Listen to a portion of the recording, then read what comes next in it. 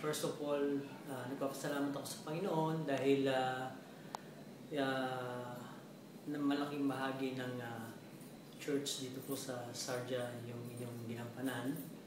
And nakita ko po yung growth ng bawat isa, especially spiritual growth ng bawat member na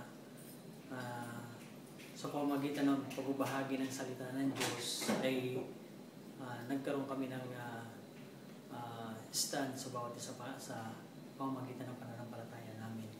And dalangin namin na saan man po kayo mapunta, alam ko naman po kami na deep in your heart, noon pa na makita tayo sa Bahrain noon, na meron talagang burden para sa mga taga-Bahrain.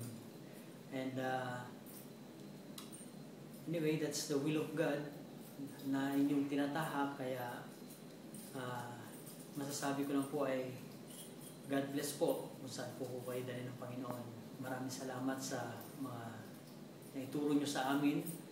And we pray na yung susunod na bibigay sa amin ng Panginoon na tatayo behind that pulpit na kagaya nyo na will stand in the Word of God and will live in the Word of God. Kung ano yung tinuturo niya, pinamumuhay niya. Maraming salamat.